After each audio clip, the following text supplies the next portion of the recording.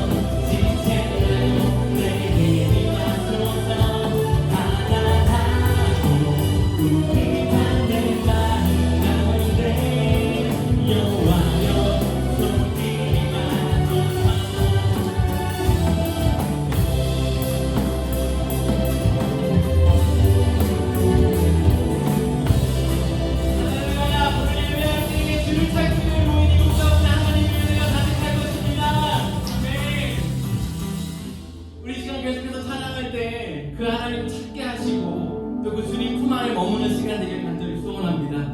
우리 마음이 한 주간 어떠했던지와 상관없이 또 교회 오기 전에 어떤 일들이 있었는지와 상관없이 주님 품 안에 거하겠노라고 다짐하고 결단하고 고백하는 우리 마음 가운데 그 하나님의 은혜가 가득하길 간절히 소원합니다.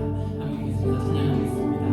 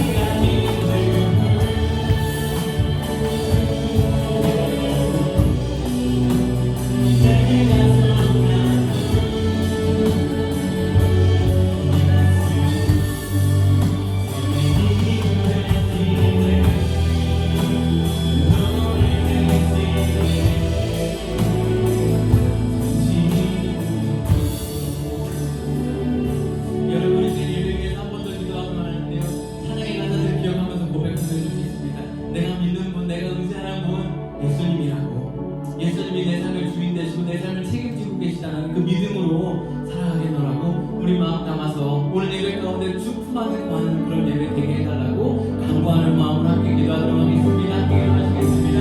하나님 아버지, 오늘 예배할 때 우리 마음을 드리는 하나님, 우리 모든 것을 드려주시는 전심으로 드리는 예배입니다. 우리 마음과 드리는 주님을 할 때 하나님의 부르시는 하나님 구하는 마음을 예배를 너무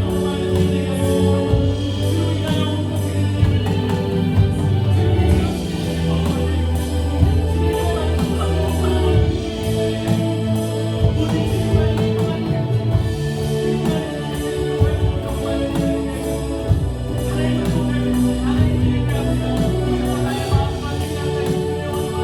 드리겠습니다.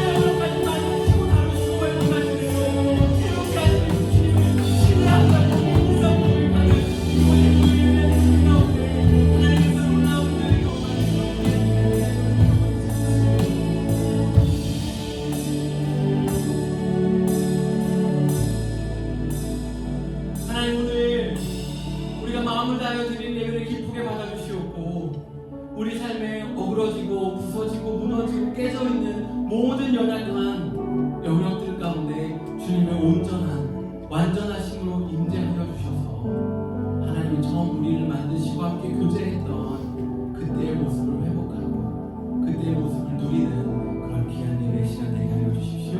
감사드리며 예수님의 이름으로 기도했습니다. 네, 오늘 예배 오신 여러분들 환영하고 축복합니다. 지난 한 주 못 배웠는데요. 저는 너무 뵙고 싶었습니다. 여러분들도 뵙고 싶었지, 얘들아? 네. 네, 감사합니다. 애들이 대답해 줄 것 같아가지고 애들 보고 물어봤는데, 네, 너무 귀한 한 주를 저는 보냈거든요. 사실 한국에서 한 열흘 정도 보냈어요. 화요일 저녁에 도착하고 토요일 아침 비행기를 탔으니까요. 근데 굉장히 분주한 시간들을 보냈거든요. 그런데 너무너무 뵙고 싶고 생각나는 그런 시간이었습니다.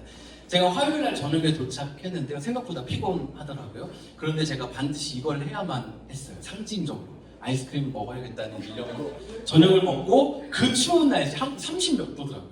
제가 그 추운 날씨에 앞에 있는 이마트 그 편의점을 가서 아이스크림을 하나 사서 와서 먹었어요. 그런데 뭔가 빠진 듯한 맛있는 거예요. 한국에서 제가 오랫동안 있진 않았지만 그 열흘 동안 너무 하고 싶은 게 한 가지 있었는데 함께 여러분과 예배하는 것이었어요.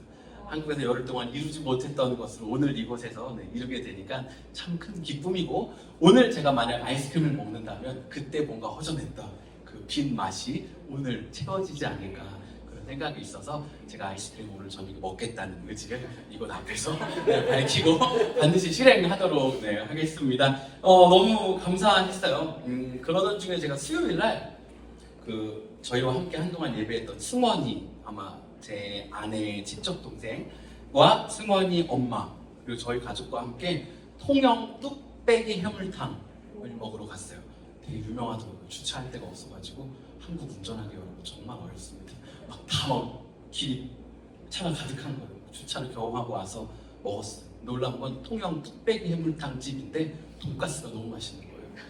와, 그 튀김 입자 하나하나가 막 살아서 제 입안을 돌아다니는 듯한 그 느낌. 또 가보고 싶네요. 네, 통영 뚝배기 해물탕을 먹고 디저트를 사서 승원이 집에 가지는 거예요. 그래서 불량제리 115 빵집을 갔어요. 이름도 어렵더라고요. 불량제리 115 설교를 준비하면서 이 이름 꼭 외워야지.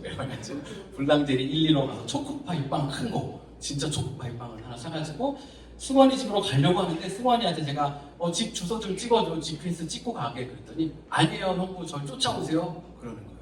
승원이 차는 하얀색 액센트. 제가 이렇게 쫓아가기 시작했어요. 잘 쫓아가는데 갑자기 중간에 커다란 하얀색 SUV가 팍 그 틈새를 치고 들어오는 거예요. 그때부터 제가 마음이 조급해요. 왜 조급했을까요? 따라가니까 모르잖아요 집이 어딘지. 근데 GPS도 안 받았어. 근데 저랑 차 타고 있는 애가 제 첫째 언니밖에 없는 거예요. 그러니까 전화해서 물어봐라 이럴 수도 없고 저는 운전을 해야 되고 그러다 보니까 막 제가 왼쪽을 봤다가 오른쪽을 봤다가 막 바짝 붙어서 가고 막 신호가 노란색인데 원래 같으면 멈출 텐데 빨리 엑셀을 밟아가고 막 쫓아가고 있는 거예요. 왜요? 제가 그 승원이 차를 놓치면 길을 잃어버리고 그러면 승원이 집을 못 찾아가니까 그렇게 평소 같지 않게 운전하게 되더라고요. 오늘 설교 제목이 이럴 사람이 아닌데잖아요. 제가 운전을 그렇게 할 사람이 아닌데 여러분도 그럴 사람이 아닌데 인생을 살다 보면 그럴 사람이 아닌데 그렇게 행동하는 때와 순간들이 있잖아요. 그런데 오늘 함께 나누기 원하는 성경 사무엘상 25장에 나오는 다윗이 딱 그와 같았습니다. 오늘 25장 13절 보면요. 제가 읽어드리도록 하겠습니다. 다윗이 자기 사람들에게 이르되 너희는 각기 칼을 차라 하니 각기 칼을 차매 다윗도 자기 칼을 차고 400명가량을 데리고 올라가고 200명은 소유물 곁에 있게 하니라. 여러분 다윗이 사람들에게 칼 차, 나도 칼 찰게, 다 같이 가자 하는 거예요.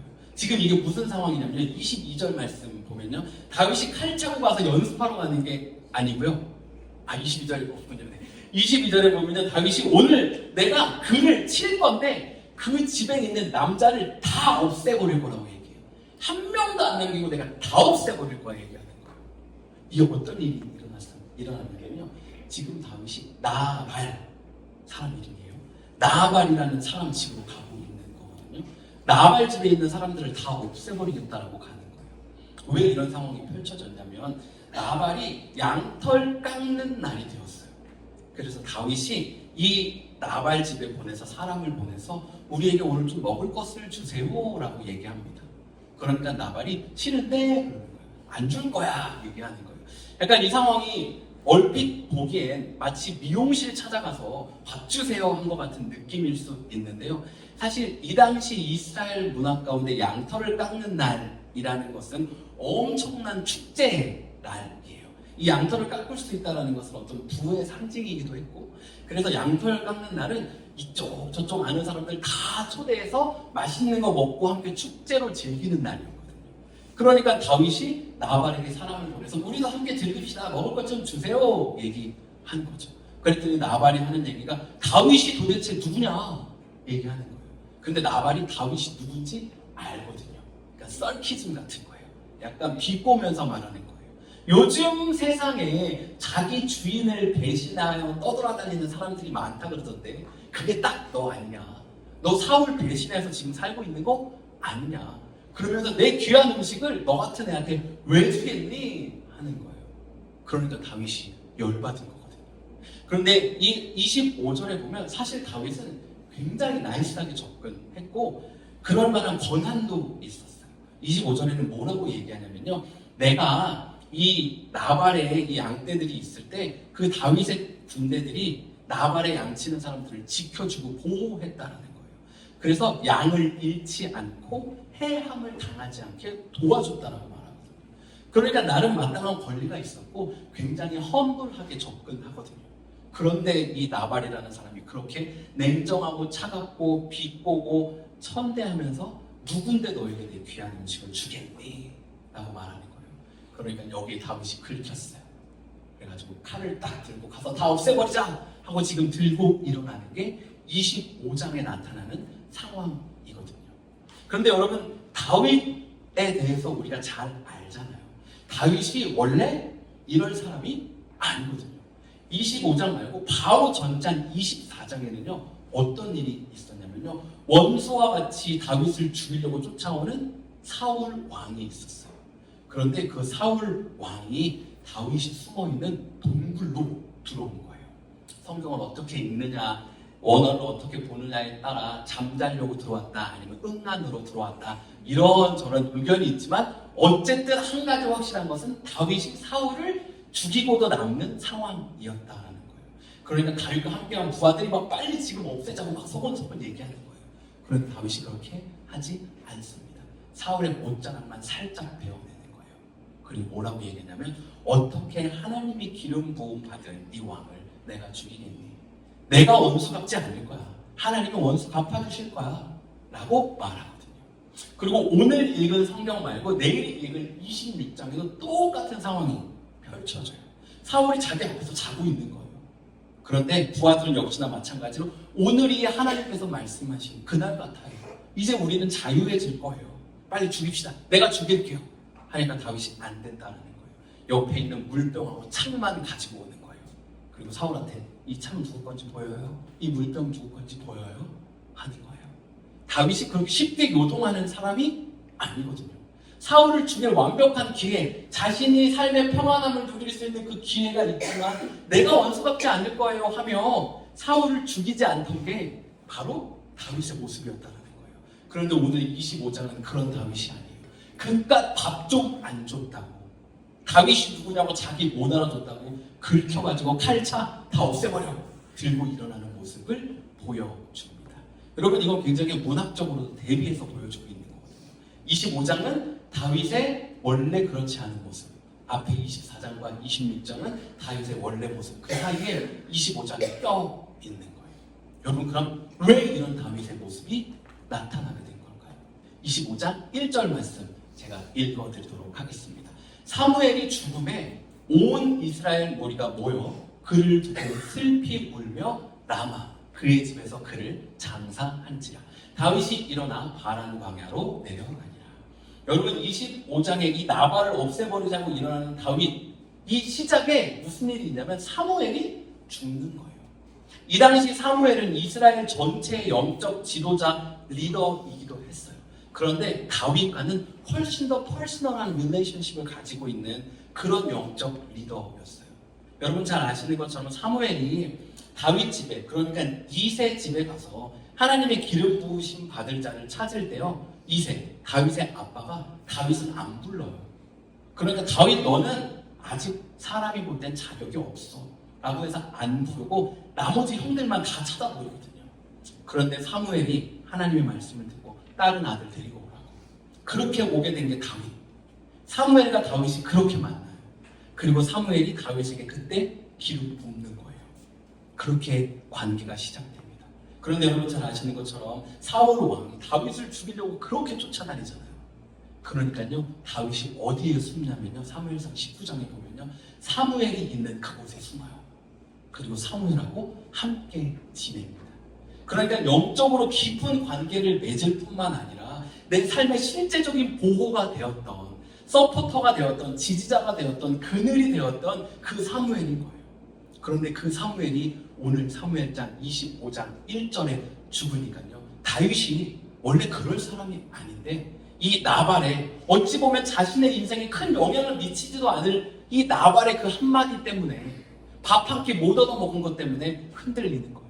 그리고 자신의 군대를 움직여서 자신의 싸울 수 있는 사람들을 일으켜서 싸움을 하려고 하는, 원래 다윗의 모습 같지 않은 그 모습을 보여주게 되는 것입니다. 오늘 저는 이 사무엘상 25장을 통해서 두 가지를 함께 나누기 원하는데요. 첫 번째는 우리도 하나님 앞에 스스로 서야 할 때가 있다라는 것입니다. 아마 저와 여러분 삶 가운데 이 다윗 앞에 사무엘처럼 영적 리더가 되는 사람들이 아마 있을 거예요. 지금도 어떤 분들은, 여러분 중에 어떤 분들은 어려울 때마다 연락하는 목회자가 있을지 모르겠어요. 목사님, 아니면 전도사님, 제가 지금 이것 때문에 너무 힘들어요. 이렇게 찾는. 아니면 엄마나 아빠를 찾을 수도 있겠죠. 엄마, 나 이것 때문에 너무 마음이 아파. 아빠, 나 이게 너무 힘들어. 아니면 찾는 친구들이 있을지 모르겠죠. 야, 맛있는 거 먹으러 가자. 힘들다. 어우, 짜증나. 막 하면서 선생님이 그때 막 하면서 친구들과 함께 행잉아웃하는, 마음이 어려울 때마다 찾는 썸바디가 있을지 모르겠어요. 어쩌면 직장 동료일 수도 있고 나의 리더십을, 나에게 리더가 되는 어떤 사람일 수도 있겠죠. 여러분, 다윗에게도 사무엘이 그와 같은 존재였어요. 그런데 여러분, 언젠가는요, 하나님 앞에 홀로 서야 하는 거예요. 그 그늘 아래, 그 우산 아래 영원히 머물 수가 없다라는 거예요. 저는 유학 15년 전에 처음 와서 그걸 처음 느꼈거든요. 아, 내가 이제 엄마 기도로 사는 거 아니구나. 내가 이제 내가 기도하고 내가 하나님 만나서 살아가야 하는구나 하는 것을 유학 시절, 유학생 시절 처음 시작했을 때, 터프한 시즌을 보냈을 때 그때 경험하기 시작했고요. 또 3년 전에 교회를 개척하는 그 시즌에, 아, 이제 또 다른 스테이지로 내가 하나님 찾고 하나님과 만나야 하는구나 라는 것을 경험하는 시간이었어요. 아마 여러분들 중에도 역시나 지금 그와 같은 시간을 보내는 분들이 있을 거라고 생각합니다. 결혼을 하고 아이를 낳고 새 직장을 찾고 그리고 대학교를 가고 이사하고 이주하고 새로운 썸띵을 시작할 때 내가 의지할 만한 누군가가 있는 줄 알았는데 이제는 정말 내가 하나님 앞에 서야 하는구나 하는 그러한 시즌이 분명히 있으셨을 거고 어쩌면 지금 지나고 있을 거고 어쩌면 앞으로 찾아올지 모르겠어요. 여러분 그때 저희 하나님을 찾고 하나님을 직접 만나는 저와 여러분의 모습이 되어야 한다는 것입니다. 아마 여러분 한동안 많이 불렀던 찬양 중에 굉장히 은혜로운 찬양 중에 누군가 널 위하여 누군가 기도하네 이 찬양 아시죠? 너무 감사하고 은혜로운 찬양인데요. 누군가 널 위해 기도하는 것만으로 사는 때가 아니라 내가 하나님을 찾아야 하는 그 때가 온다라는 거예요. 누군가 나에게 말해주는 나 이런 하나님 만났다? 책을 통해서 와 이 사람은 이런 하나님 만났구나. 이거 너무 좋죠. 은혜가 되죠. 그런데 실제 삶 가운데 깨지고 궁핍한 가운데 하나님을 찾는 그 순간들 어려움의 시즌이 끝날 것 같지 않은 그때 하나님을 찾고 매달리고 내 인생 가운데 하나님을 경험하며 하나님을 알아가는 그 시즌을 통과하고 살아가야 하는 때가 있다는 거예요. 언젠가는 내리는 비 앞에서 나의 우산이 되었던 주었던 그 우산을 떠나서 내가 비를 맞고 걸어가야 하는 그 순간이 있다는 것입니다. 그렇게 걸어가다 보면 어느새 내 우산 안에 들어와 있는 내 그늘 안에 들어와 있는 내 배우자 그리고 우리 아이들, 우리 교회의 아이들, 그리고 우리 직장의 동료들, 친구들, 썸바디를 발견하게 되는 거예요. 여러분, 저와 여러분이 인생의 위기와 어려움 가운데 하나님 인생이 없네, 나는 이제 어떻게 해야 되네, 이것 아니라 평소에 우리가 하나님 안에 거했던 그것을 놓치는 것이 아니라 하나님 앞에 내가 진짜 나로 서야 하는 때이구나 라는 것을 깨닫고 하나님께 더 간절함으로 찾는 그런 저와 여러분이 되기를 간절히 소원합니다. 두 번째 것을 함께 나누기 원하는데요. 여러분 이럴 때 내 인생이 아니라 누군가 이런 모습을 볼 때 어떻게 반응해야 하는 거예요. 여러분 다윗의 이런 모습을 볼 때 뭐야? 다윗 거룩한 척하더니 하나님 뜻 앞에서 자기 원수 안 갚는다 그러더니 거짓말 쟁겼네, 뻥 쟁겼네, 내가 이럴 줄 알았어 하고선 다윗을 비난하고 떠나고 손가락질하는 그 자리에 서는 것이 아니라 다윗이 다시금 하나님께 돌아올 수 있도록 돕는 자리에 서는 저와 여러분이 되면 좋겠습니다. 여러분 오늘 사무엘상 25장에요 아비가일이라는 여인이 나오거든요. 그 여인이 딱 다윗 앞에 그렇게 해요. 다윗이 지금 군대를 이끌고 나발에게 오고 있다는 그 소식을 듣고선요 음식을 막 챙겨갑니다. 그리고 다윗 앞에 막 엎드려요. 아주 겸손함으로 엎드리며 이 음식을 받고 마음을 풀으라고 얘기하는 거예요.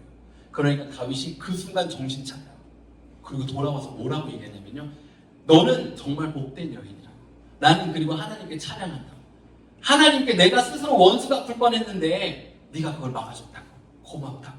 내가 하나님 앞에 거룩함을 잃고 내 마음대로 살 뻔했는데 나 원래 이런 사람 아닌데 정말 내 마음대로 갈 뻔했는데 다시금 하나님께 서게 해주었다고. 고맙다고 고백하고 하나님을 높입니다. 여러분 가까이 살다 보면 때로는 목사도 실수할 때 있잖아요. 제가 여러분 앞에 실수하는 순간이 올까요 안 올까요? 안 오면 좋겠는데 오겠죠. 네, 여러분과 저의 관계가 깊어질수록 기쁨이 커져갈수록 실망과 아픔도 커져갈 가능성이 상당히 높죠. 그때 여러분 저 목사 저럴 줄 알았다고 일생이들 막 목사님 뭐예요? 막 그랬더니 막 우리한테는 이렇게 하는 거 자긴 저렇게 하는 거 막 자아중심적 사고와 막 이제 아이디어랑 사고가 막 프로세스 되면서 목사도 저렇게 하는데 막 내가 너 그럴 줄 알았다. 사실은 내가 느낌이 왔어 그때 봤을 때부터 하는 게 언젠가 그렇게 할 것 같더라. 이러면서 막 좀 그러겠다고 지금 마음속에 제가 가이드를 주고 있는 건 아닌가 싶은데요. 그러면 안 된다고 내 말씀드리는 거예요. 여러분 그렇게 손가락질하고 여러분의 배우자나 여러분의 자녀나 여러분의 친구나 가족이 누군가 연약함을 드러냈을 때 너 그렇게 하지 말라 그랬잖아 내가. 너 그럴 거라고 얘기했잖아. 하면서 네 아들 사이드에 서서 핑거링하는 이게 아니라 오늘 아비가일처럼 그 모습이 다시금 하나님께 설 수 있도록 품고 겸손함으로 엎드리는 그래서 하나님 앞에 거룩함을 회복하도록 돕는 저와 여러분이 되면 너무나도 좋겠습니다. 여러분 제가 한국에서 한 열흘간 머무면서 너무 은혜로운 시간이었어요. 제가 생각했던 것보다 너무 바쁘고 분주한 시간이었고 함께 기도해 주시고 동역해 주셔서 예품인 서울 안에도 정말 많은 분들이 오셨고 함께 나누고 또 저도 위로받고 또 많은 분들에게 위로와 도전이 되는 그런 시간이었어요. 그런데 저는 여행으로 어쨌든 가 있다 보니까 너무 좋았어요. 좋은 사람들 만나고 또 사역으로 섬길 수 있는 시간들도 있고 은혜로운 시간이었는데요. 순간순간 여행이 아니라 그 한국 땅에서 서울에서 삶으로 살아가고 있는 사람들의 모습이 보이더라고요. 스트레스 받고 있는 분들도 있고 인생의 위기 앞에서 어찌할 바를 몰라서 고통스러워하고 있는 뭐 하나라도 찾고 붙잡겠다고 애쓰고 있는 그런 모습들도 보게 되었어요. 몇몇 사람들은 막 그 스트레스를 온 몸을 다해서 표정과 말로 막 뿜어내는 분들도 있었고요. 어떤 분들은 저녁 일과가 끝나고 식사와 함께 막걸리 한 잔 들이키면서 그 스트레스를 풀어가는 그런 모습들도 보게 되었어요. 무슨 이야기냐면 여러분 우리 인생은 모두 다 처음 가는 길이잖아요. 여러분 혹시 지금 여기서 세컨 라이프 살고 있는 분이 있으세요? 없죠. 그럼 교회에 있으면 안 돼요. 저를 찾아가셔야 돼요. 교회에서는 세컨 라이프를 인정하지 않잖아요. 여러분 지금 내가 두 번째 삶 살고 있어야 하시는 분이 없단 말이에요. 마치 제가 승원이 차 쫓아가는 것처럼 다 처음 가는 길이란 말이에요. 그러니까 내 앞에 길을 놓친 것 같은 인생의 어려움이 찾아온 것 같은 위기가 찾아온 것 같은 어찌할 바를 모르는 그 순간들이 반드시 찾아오게 된다는 말이죠. 그리고 사람은 반드시 무언가로 풀어내야 돼요. 무언가를 붙잡게 되어 있어요. 여러분 그런데 제가 만난 서울에서 보았던 정말 많은 사람들이 찾고 있는 붙잡고 있는 something 그리고 저와 여러분이 의지하고 붙잡고 있는 something은 영원하지 않다라는 거예요. 다윗 앞에 사무엘이 그러했던 것처럼 승원이가 정말 나이스하게 제가 잘 쫓아올 수 있게 운전했지만 그 사이를 끼어드는 다른 차가 있는 것처럼 우리 인생 가운데 너무나도 안정적이고 좋은 분이라고 생각했던 잡고 있던 그것이 영원하지 않다는 것입니다. 변하지 않고 영원한 하나님 앞에 스스로 직접 서서 우리의 깨어진 삶과 깨어진 마음 가운데 스며들고 경험하는 그 하나님이 있을 때 우리 인생이 흔들리지 않고 걸어갈 수 있다는 것입니다. 여러분 이 시간 좀 함께 찬양하고 기도하면 좋겠는데요. 우리 하나님 앞에 좀 진솔하게 서면 좋겠습니다. 내 삶의 모습이 지금 어떠한지 좀 하나님 앞에 내어놓았으면 좋겠고요. 그리고 내가 이 삶의 자리에서 하나님 찾겠다고 좀 고백하면 좋겠어요. 내 삶 가운데 다른 어떤 것 아니라 나는 하나님 찾고 하나님과 동행하는 삶을 살겠노라고. 그래서 하나님으로 내 삶에 안정감 두고 그래서 길 잃을 염려 없는 그런 인생 살겠노라고 우리 함께 좀 찬양하고 기도하도록 하겠습니다. 그대 폭풍 속을 걷고 있을 때 이 바람을 마주해야 할 때 불빛조차 보이지 않아도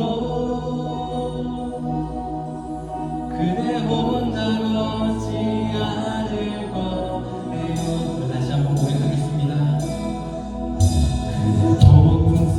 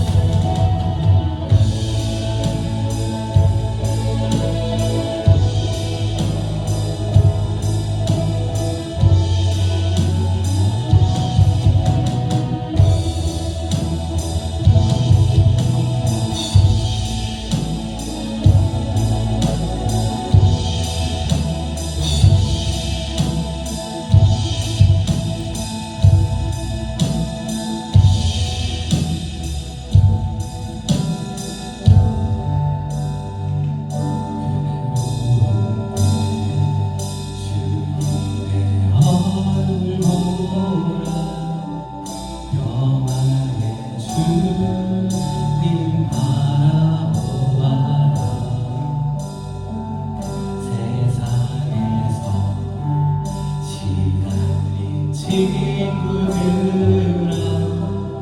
위로의 주님 바라보아 힘이 없고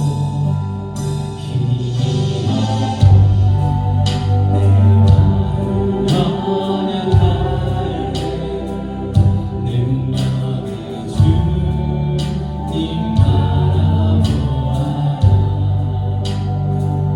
주의 이름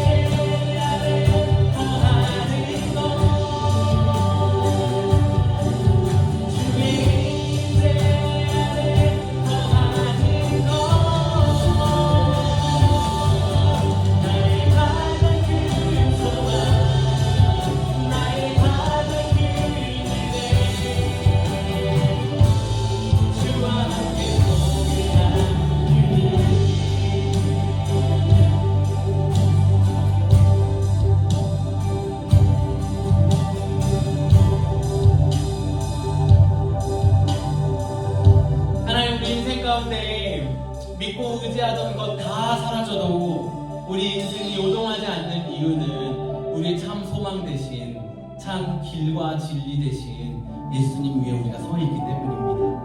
하나님, 주님 의지하는 것이 우리의 힘입니다. 주님 찾는 것이 우리 인생의 정답입니다. 다른 믿고 의지하는 것 일부러 다 놓을 필요는 없지만 하나님보다, 예수님 보혈보다 더 의지하고 있는 것들이 있다면 오늘 이 시간 용기 있게 내려놓게 하여 주시고, 하나님 찾고 하나님 만나고 경험하는 그것이 우리의 힘이 되어 살아가는 귀한 인생, 복된 인생 되게 하여 주십시오.